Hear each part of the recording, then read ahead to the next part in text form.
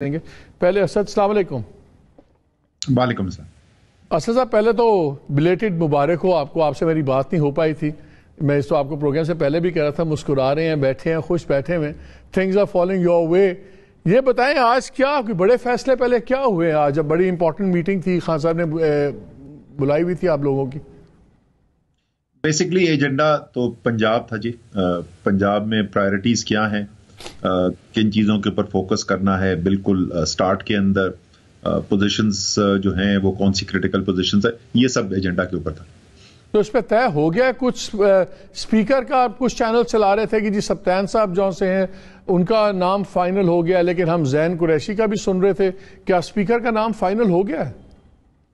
تقریباً فائنل ہو گیا ہے. کل ہم جب بیٹھے تھے تو اسی وقت تقریباً فائنل ہو گیا تھا. وہ اعلان جب بھی چیئرمین صاحب ڈیمز اپروپریٹ وہ اعلان کر دیں گے اس کا. چلے یہ تو آپ بتا سکتے ہیں کہ ان کا تعلق پی ایم ایل کیو سے ہے کہ پی ٹی آئی سے ہے؟ جی اسپیکر پی ٹی آئی کے ہوں گے. جی اسپیکر پی ٹی آئی کے ہوں گے. تو یعنی کہ جو خبریں چل رہی تھی زین قریشی صاحب کی شاید وہی ہے, یا چلے اتنا نام تو آپ بتانے کی لبرٹی نہیں ہے آپ کے پاس؟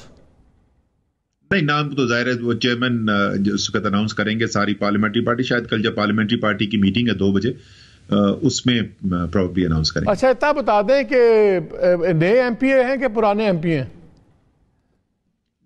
مطلب پارٹی میں کافی عرصے سے ہیں, تو نئے پارٹی میں نئے نہیں ہیں. ایم پی اے نئے ہیں. اب آپ پوچھیں گے کہ قد 5 فٹ 4 انچ سے زیادہ ہے. کل تک کا انتظار کر لیں. چلے میں وداؤٹ سینگ میں آن ایئر میرا اپنا اندازہ دے رہا ہوں. آئی تھنک اس کا مطلب زین قریشی کی جو ہم بات سن رہے تھے پراببلی چیف شاہ محمود صاحب کو چیف منسٹری تو نہیں مل سکی. چلے اسپیکرشپ گھر میں آ گئی ہے. I think that's what it is, but we'll move forward. مجھے یہ بتائیں کہ یہ کچھ فیصلہ ہوا ہے؟ بیکاز آپ کے جتنے لیڈران سے میری آف دا ریکارڈ بات ہوئی کہ 2 بحثیں چل رہی ہیں. ایک یہ ہے کہ اس وقت بڑی ویک پوزیشن میں ہے وفاق, تو پورا پریشر ڈال کے گرایا جائے, لیکن ایک سوچ یہ ہے کہ ابھی 5-6 ماہ ان کو رہنے دیں, مت ڈسٹرب کریں, کیونکہ بہت سخت معاشی فیصلے کرنے ہیں. دنیا کی بھی حالت خراب ہے, ہماری بھی حالت خراب ہے, تو اپنے پہ کیوں ملبہ ڈالا جائے. تو یہ 5-6 ماہ پنجاب میں کانسٹیٹوئنسیز کے اندر اپنا قدم اور بڑھائیں. آپ کے پاس پیسے بھی ہیں پنجاب گورنمنٹ کے پاس, اور ان کو نہ چھیڑا جائے. تو کون سا ویو پوائنٹ زیادہ سپورٹ لے رہا ہے اس وقت آپ کی کنسیڈریشنز میں؟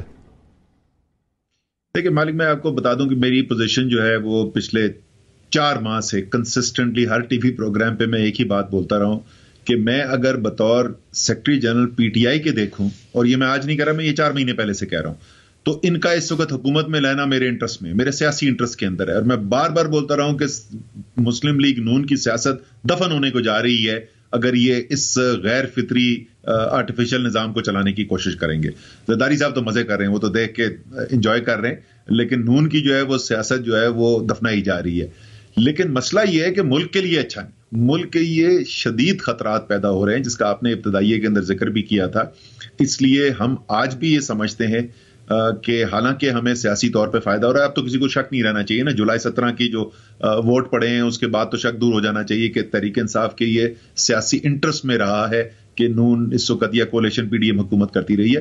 لیکن ملک کا بہت شدید نقصان ہو رہا ہے. اتنی خطرناک صورتحال میں ہم پہنچ گئے ہیں کہ اب دوائیوں کے جو را مٹیریل جو ہوتا ہے, اس کا جو خام مال ہوتا ہے, اس کی ایلسی کھلوانے کے کھل نہیں رہی ہیں. سو پاکستان ادھر سے نکلے گا نئے الیکشن کے ذریعے. اس وقت پنجاب ہمیں ضرور مل گیا ہے, لیکن میں آپ کو بالکل آن ایئر بتاتا ہوں کہ سٹیبلٹی نہیں آئے گی. یہ جب تک اس وقت ایک آرٹیفیشل کانسٹرکٹ ہے اس کو ہم گھسیٹنے کی کوشش کریں گے نا, یہ سیاسی کلیش چلتا رہے گا اور غیر یقینی صورتحال چلتی رہے گی, اور معیشت کا بیڑا غرق ہوتا رہے گا, اور اس کا تمام ملبہ عوام کے اوپر گرتا رہے گا. لیکن معاشی فیصلے آپ مختلف کیا لے پائیں گے؟ آپ کو انٹرنیشنل جو چیزیں چل رہی ہیں, آئل پرائسز ہیں, سب کچھ ہے, آپ کو بھی تو وہی فیصلے کرنے پڑنے. آپ نے آئی ایم ایف کے ساتھ نیگوشیٹ کیا ہوا ہے, آپ کے مطابق ہی وہ ہر ماہ پیسے بھی بڑھانے پڑیں گے, بلنگ بھی کرنی پڑے گی, آئل پرائسز اس کے مطابق آپ کو ایڈجسٹ کرنا پڑے گا. تو اتنا فرق کیا آپ لائیں گے معاشی طور پہ؟ دیکھیں اس کے اندر پہلی بات تو یہ دیکھ لیں کہ جس دن عدم اعتماد کی تحریک کمی آئی ہے روپے کی 3.5 ماہ 4 ماہ کے اندر, تو یہ جو سارے کا سارا ہے اس کا عالمی منڈی کی قیمتوں سے کوئی تعلق نہیں ہے. ہوا کیا کہ آپ کی اور ظاہر ہے اس کا ہر چیز کا مہنگائی، بجلی کی اس کی وجہ سے مہنگی، گیس اس کی وجہ سے مہنگی، پیٹرول اس کی وجہ سے مہنگا، آپ کے سبزی ٹماٹر اس کی وجہ سے مہنگے ہو جاتے ہیں. تو یہ جو ہے یہ براہ راست آپ کے ملک کے اندر جو ہوا اس کی وجہ سے ہوا کیا. جس وقت غیر یقینی صورتحال پیدا ہوئی، ایک دم سے انسرٹنٹی تھی. حکومت ایک ایسی تھی جس کو کسی کو یہی نہیں پتا تھا کہ ایک مہینے بعد یہ حکومت ہوگی یا نہیں ہوگی، اور یہی کیفیت ہے پچھلے 4 ماہ سے. یہ نہیں پتا کہ یہ جو بھی حکومت ہے اس وقت ہم اسماعیل مفتاح کہہ رہے ہیں، سر آپ اگر آپ کی بات سنیں، اسماعیل مفتاح کہہ رہے ہیں کہ یہ ایک اسپیکولیشن ہے، یہ ببل ہے، اور خاص طور پر انہوں نے فگرز اپنے دیے. انہوں نے کہا کہ جو ہمارا امپورٹ بل ہے اس وقت، ہماری ایکسپورٹ اور اس کے جو تمام ڈفرنس کر کے آپ دیکھیں گے کہ اس سے کم ہے، اور یہ آئی ایم ایف کے بھی پیسے آ جائیں گے تو یہ 2-3 ہفتے کی بات ہے. آپ اس کے بعد شارپ ڈراپ دیکھیں گے ڈالر کی پرائس میں. سر یہ زیادہ مجھے لگتا ہے کہ کوکومو زیادہ کھا لی ہے مفتاح اسماعیل نے. دیکھیں ہارڈ نمبرز بولتے ہیں. جو انٹرنیشنل بانڈ مارکیٹ ہے نا مالک، وہ سیاست نہیں دیکھتی، نہ ان کا کوئی انٹرسٹ ہے تحریک انصاف میں یا مسلم لیگ نون میں. ان کو شاید پتا بھی نہیں ہے کہ یہ ہیں کون. اس وقت آج کی تاریخ میں آپ کا 2024 میں جو بانڈ میچور ہو رہا ہے، جس کی کوپن جو ہے وہ مشکل سے 6-6.5% ہے، وہ 44% پہ اس وقت پہنچا ہوا ہے. یہ انٹرنیشنل مارکیٹ جو ہیں یہ ہارڈ نمبرز دیکھ کے کرتی ہیں یہ کام. وہ پاگل نہیں ہے کہ کسی کو 45% ییلڈ دینے کو تیار ہو جائیں. سن لینا میری بات، ہارڈ نمبر دیکھ لیں کہ ہوا کیا. آپ کا 16.4 ارب ڈالر کے ریزروز تھے، وہ گر کے 8.2 بلین ڈالرز میں آگے صرف 3 مہینے کے اندر. پھر چائنا سے 2.3 بلین ڈالر لیا. پہلے 10 دن کے اندر اس 2.3 بلین ڈالرز میں سے 1.2 بلین ڈالر اڑ چکا تھا.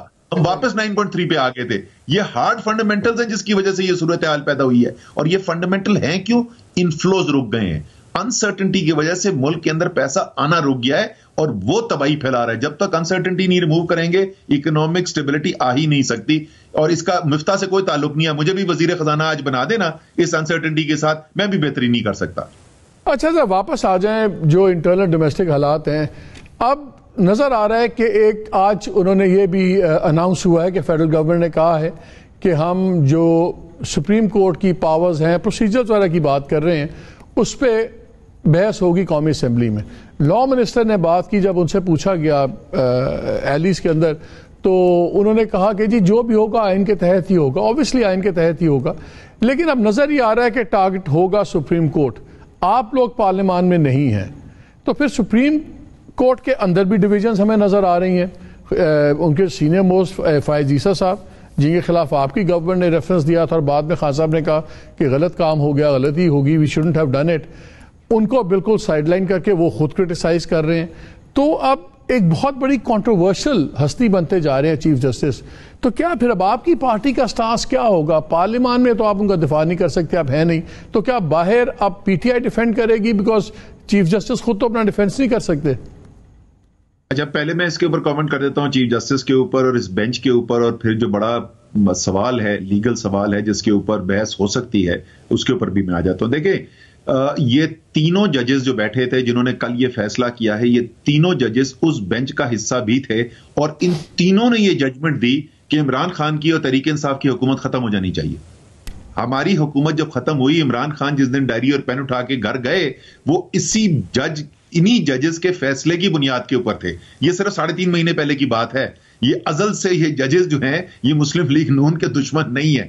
اور انہی کی جب ڈیٹیل ججمنٹ آج سے 2 ہفتے پہلے آئی تھی تو مسلم لیگ نون والے کہہ رہے تھے کہ یہ تاریخی ججمنٹ دی گئی ہے. تو پہلی بات تو یہ بالکل واضح ہے کہ ان ججز کے فیصلے اچھے ہوں یا برے ہوں، ان کی کوئی ذاتی دشمنی نہیں ہے مسلم لیگ نون کے ساتھ. اب آ جائیں جو بڑا لیگل سوال ہے، اور وہ واقعی بڑا سوال ہے، لیکن مسلم لیگ نون میں اس کے اوپر فلپ فلاپ جو کیا ہے یا پی ڈی ایم نے جو کیا ہے وہ بھی میں بتا دیتا ہوں. بڑا سوال یہ ہے کہ کیا پارلیمان کے اندر کیے ہوئے فیصلوں کے اوپر اور پروسیجرز کے اوپر سپریم کورٹ دخل انداز ہو سکتا ہے یا نہیں ہو سکتا. میری اور یہ اس وقت جس وقت قاسم سوری کی پٹیشن کی رولنگ کے خلاف پٹیشن لے کے پی ڈی ایم والے گئے اور سپریم کورٹ نے فیصلہ دیا کہ رولنگ غلط تھی اور اس کے نتیجے میں حکومت ختم ہوئی. میری آخری پارلیمان میں سپیچ تھی اور میں نے یہ کہا تھا اس وقت آپ کو یہ اچھا لگ رہا ہے، لیکن یہ پارلیمان کو سوچنا چاہیے کہ آپ دخل اندازی الاؤ کر رہے ہیں کسی بھی اور ادارے کی، چاہے وہ سپریم کورٹ کی کیوں نہ ہو. پارلیمان کے اندر کی کاروائی کے اوپر، اور پاس پریسیڈنٹ یہ نہیں تھا، یہ خود پی ڈی ایم نے پٹیشن کر کے کروایا، مبارکبادیں دی، اپنی حکومت بنائی. اب اسی اصول کو استعمال کر کے انہوں نے اس ڈپٹی اسپیکر کی بھی رولنگ کو کر دیا. یہ ایک بحث ہو سکتی ہے اس کے اوپر.